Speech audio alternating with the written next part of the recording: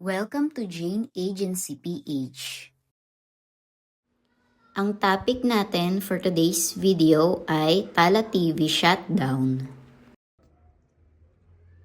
Ito po yung updated kay Tala TV app. Totoo po na magko-close na sila.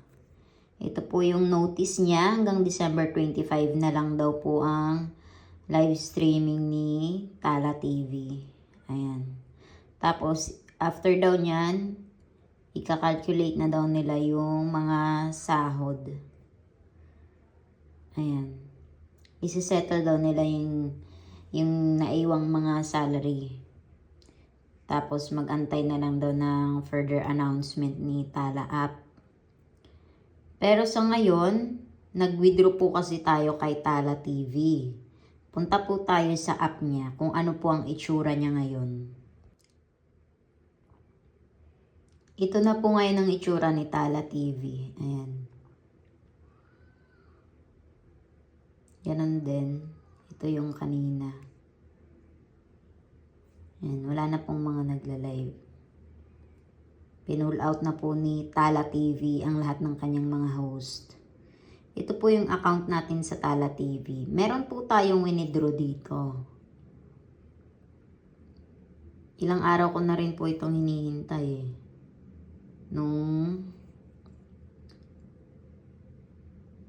Ayan po yung withdraw natin nung 24. Nag-withdraw po ako ng 1,300. Pero ngayon po, December 29, hindi pa rin siya pumapasok sa ating GCash account. Pero meron na po tayong withdraw dito. 1,800 yun. Ewan ko bakit siya natanggal dito sa withdrawal history ko. Kasi kahapon tinignan ko, andyan pa siya eh. Merong success na 1,800 na withdraw ko. Yun yung first withdraw ko. Bali, ito yung pangalawa. Ayan. Di natin alam kung papasok sa GCash natin yung withdraw natin.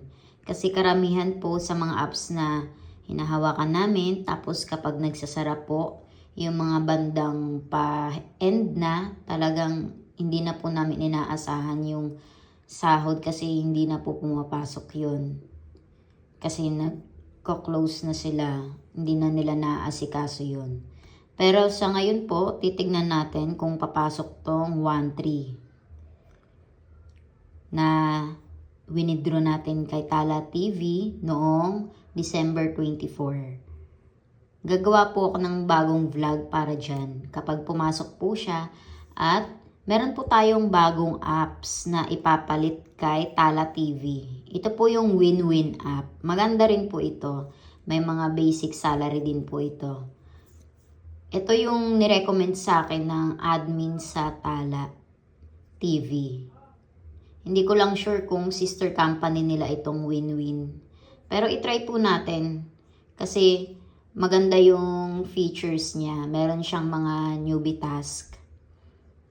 Yung sa Tala naman, ito rin yung statement ni Tala TV nitong nakaraan. Ang sabi daw dito, hindi daw nagkaintindihan ng kanyang mga investors. Kaya nag-pull out po si Tala TV. Ayan po. Sayang kasi maganda si Tala TV. Ang dami po akong nakikitang magagandang mga nagla-live streaming doon. Pero wala po tayong magagawa. Ayan po yung statement niya. May hindi pagkakaunawaan ng kanyang mga investors daw. Yan lamang po. Mag-update na lang po ako sa next vlog natin kapag pumasok po ang last salary natin kay Tala TV. Paki-like na rin ng ating Facebook page at paki-subscribe na rin ng ating YouTube channel para updated kayo sa mga video tutorials. Maraming salamat!